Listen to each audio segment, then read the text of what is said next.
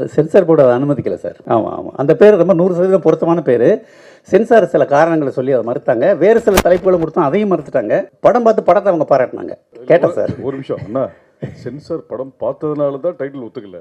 திருப்பி பார்த்தாங்களே, திருப்பி 10 டைட்டில் கொடுத்ததுமே ஒத்துக்கல அவங்க சொன்ன காரணம் என்னன்னா, ஒரு விஷயம் வந்து எலெக்ஷன் நடந்துட்டு இருக்குது. அவங்க என்ன சொன்னாங்க, என்கிட்ட பிரிக்காதீங்க, வடக்கு தெற்குன்னு மனிதர்களை ஏன் பிரித்து சொல்லணும், நீங்கள் மாஸ் மீடியாவில் அதை சொல்லும்போது மக்கள் அதை தவறாக உபயோகப்படுத்துவாங்க, தவறான பொருள் அதை எடுத்துகிட்டு போவாங்க, அதனால வேண்டாம் அப்படின்னு சொன்னாங்க.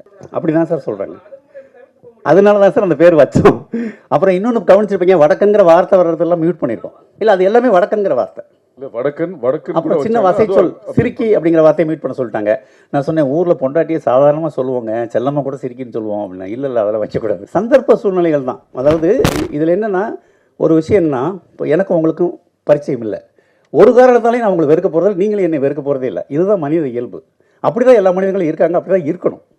வேறு காரணங்களில் தேவையில்லாத ஒரு துவேஷம் வருது இல்லையா, அதெல்லாம் தாண்டி மனிதர்கள் ரொம்ப நல்லவங்க அப்படின்னு தான் சொல்லியிருக்கேன். ஆமாம் சார், நான் அதெல்லாம் சொன்னேன் சார். இதெல்லாம் ஆர்குமெண்ட்டாக வச்சோம் சார். இல்லை சார், ரொம்ப நேரம், ஒரு 2-3 மணி நேரம் ஆர்குமெண்ட்டுக்கு பிறகு தான் சார் படம் ரிலீஸே தள்ளி போயிடுச்சு சார். ஆக்சுவலாக போன மாதம் நாங்கள் வந்திருக்க வேண்டியது லீவில். இல்லை, அது ரொம்ப நம்ம மலையாளின்னு சொல்கிறோம், ஆந்திராவுக்கும் நம்மளை வந்து அரவாடுங்கிறான், நம்ம ஆந்திராவுக்கு கோல்ட்டின்னு சொல்கிறோம். இதெல்லாம் மக்கள் மத்தியில் புலங்குற வார்த்தை தான். பட் அதை வந்து சென்சார் அனுமதிக்க மாட்டேங்கிறாங்க. அவங்க ரூல்ஸ். கணவன் மனைவியை திட்டும் போது ஒரு எக்ஸ்ட்ரா ஒரு வார்த்தையை விட்டு திட்டுறது இயல்பு தானே, அதவே அவங்க அனுமதிக்கலையே. ஆக்சுவலாக எனக்கு ஸ்மோக்கிங் அலர்ஜி, தள்ளி போவேன் சார். அவர் ரொம்ப சிரமப்பட்டார். அந்த கேரக்டர் பீடி குடிச்சாகணும்னு சொல்லி ஈஸ்வர் வந்து அவர்கிட்ட ப்ராக்டிஸ் கொடுத்து அவர் பீடி அடிக்ட் ஆகிட்டார் ஷூட்டிங் முடிவவர்களில். அப்புறம் நாங்கள் திட்டி, நான் இனிமேல் பீடி குடிக்கூடாதுன்னு சொல்லிட்டேன் அவர்கிட்ட. ஷூட்டிங் முடிஞ்சோடனே பேர் வைரமாலா. அவங்க வீட்டில் ஒரு துக்கம், அதனால தான் அவங்க வர முடியல. அவங்க பாட்டி தவறிட்டாங்க, இல்லாட்டி அவங்க வந்திருப்பாங்க. அவங்க வந்து பாரதி ராஜா சாருடைய தெக்கத்தி பொண்ணு சீரியலில் சின்ன பொண்ணாக நடித்தவங்க. அவருடைய அன்னக்கொடியும் கொடிவீரன் படத்தில் வந்து கதாநாயகன் தோழியாக நடிச்சிருக்காங்க. ஆடிஷனில் நான் நிறைய பேரை பார்த்தேன். இந்த ஹீரோயின் ரொம்ப பவர்ஃபுல்லான ஒரு கேரக்டர், அந்த ஸ்லாங்கும் தெரியணும், ஒரு பவர்ஃபுல் பெர்ஃபார்மன்ஸும் கொடுக்கணுங்கிற மாதிரி தேடும்போது அவங்க ஆடிஷனில் வந்து பிரமாமா நடிச்சு காமிச்சாங்க. அந்த ஃபோன் கட்டு தான் அவங்கள ரிஹர்சல் பண்ண சொன்னேன். கிளைமாக்ஸில் பேசுகிறாங்கல்ல, அற்புதமாக பண்ணாங்க. உடனே செலக்ட் பண்ணிட்டேன். ரொம்ப நல்லா நடிச்சிருக்காங்க, நீங்களே பார்த்துருப்பீங்க. பிடிச்சிருக்கு சார். அதாவது என்ன சொல்கிறது, பசிக்கு ஏதாவது சாப்பிட்டு தானே ஆகணும். நான் நினச்ச ஒன்று என்ன வரல. பட் இது என்னென்னா, ரயிலுங்கிறது ஒரு குறியீடு. படத்தில் ரயிலே இல்லை. எதுனா, நார்த் இந்தியன்ஸ் இங்கே வர வட இந்திய தொழிலாளர் முழுக்க ரயிலில் வந்து சென்ட்ரல் இறங்கி தான் தமிழ்நாடு முழுக்க போகிறாங்க. ஸோ அவங்களை கொண்டு வர வாகனம், சோர்ஸ் ஆஃப் கம்மிங் வந்து அதானே. அதனால் அவங்க வருகை, வட இந்தியர்கள் வருகை வந்து ரயில் வழியாக தான் இருக்குது. அப்புறம் வட இந்தியர்களை ரயிலை விட்டு நீங்கள் பிரித்து பார்க்க முடியாது. அவங்க பெட்டியில் உட்காந்து சமைச்சாலும் சாப்பிட்டுட்டு இருப்பாங்க. ஸோ அதனால் ரயிலுங்கிறது பொருத்தமான டைட்டில். இதை வச்சவர் வந்து டைரக்டர் லிங்குசாமி சார். அவர் தான் சொன்னார், ரயில் வைங்க நல்லாயிருக்கும் அப்படின்னாரு. அவருக்கு இந்த இடத்துல என்னுடைய நன்றியை சொல்லிக்கிறேன் சார். எங்கள் ஊர் ஒரு சின்ன கிராமம் சார். 4 பானிபூரி கடை இருக்குது சார். சாயங்காலம் போய் நான் வடை கேட்குறேன், இல்லைங்கிறாங்க சார். கேட்டால் வாங்கி சாப்பிட்றது போனால் வடக்கத்தி ஆளுங்க, நீ என்னைக்காவது ஒரு நாள் வந்து வடங்கிற, உனக்கு நான் வடை போடணும்னு கேட்குறாங்க சார். அதை தான் சார் சொல்லியிருக்கேன் படத்தில். தேனி சார், தேனி பக்கத்தில் ஒரு வில்லேஜ். அதை விட முக்கியம், மனைவியின் வயிற்றில் அடித்து சத்தியம் பண்ணுறான் இல்லையா. குழந்தைகளே நேசிக்கிற ஒருத்தன்.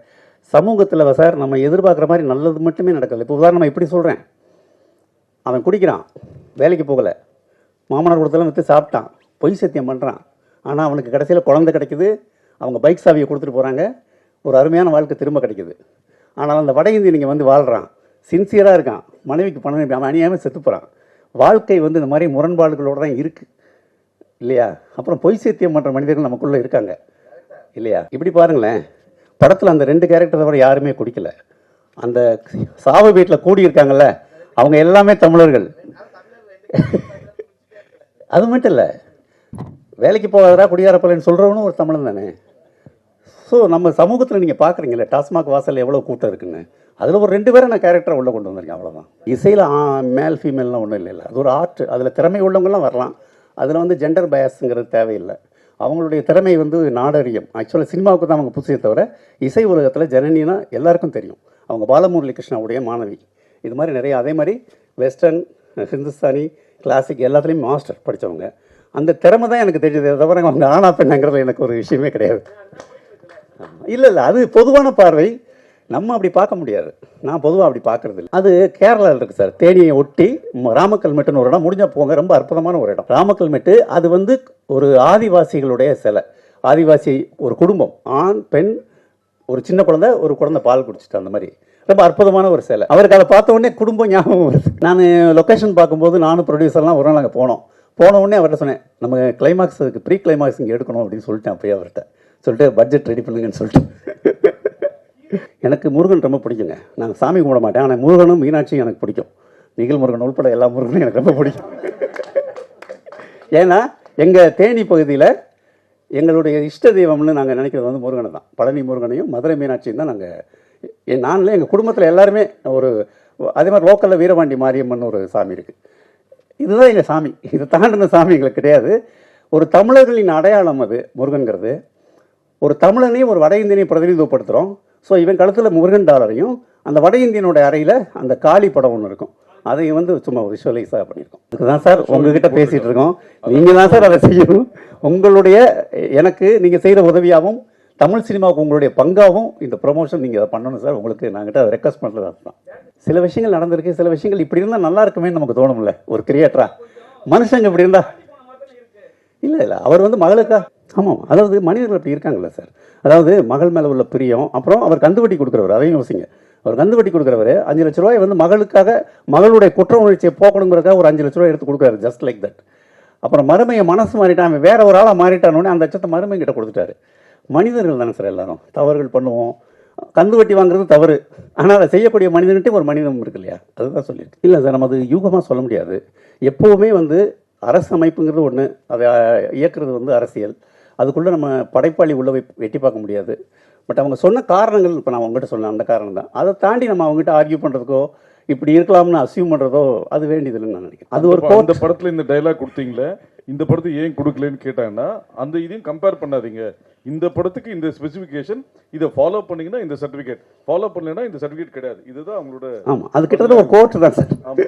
பவுடர்னு ஒரு படம் நாங்கள் சென்சார் பண்ணும்போது, பவுடர் நான் நடித்த படம் பவுடர் சென்சார் பண்ணும்போது அவங்க சொன்ன விஷயம், மனுஷக்கறின்ற ஒரு விஷயத்தை காமிக்கிறீங்க, மனுஷக்கறின்ற ஒரு விஷயமே கிடையாது அப்படின்னு சொல்லும் போது, அதுக்கு 1 மாதம் முன்னாடி தான் கேரளாவில் அது மாதிரி ஒரு சம்பவம் நடந்தது. பேப்பர் கட்டிங் காமிச்சோம். ஜப்பானில் நடக்குது அப்படின்னு சொல்லும்போது, ஜப்பானில் நடக்குது எப்படி இந்தியாவுக்கு வர வாய்ப்பே இல்லைன்னு சொல்லும்போது நான் சொன்னேன், நான் அந்த சென்சார் இதில் இருக்கும்போது, சைனாவில் இருக்க கோவிடே இந்தியாவுக்கு வரும்போது ஜப்பானில் இருக்க மனுஷக்கறியே வராதுன்னு சொன்னோம். ஒன்று அவங்க சொன்னாங்க, இது கம்பேர் பண்ணாதீங்க, இந்த படத்துக்கு என்ன உண்டோ அதை பேசுங்க. இன்னொரு விஷயம் சொல்கிறேன், வடக்கன் ஒரு படம் மலையாளத்தில் கேன்ஸில் ஃபெஸ்டிவல் ஆகிருக்கு, ஃபெஸ்டிவலில் ஸ்க்ரீனிங் ஆகிருக்கு போன இந்த மாதம், வடக்கன்கிற படம் அந்த டைட்டிலோட.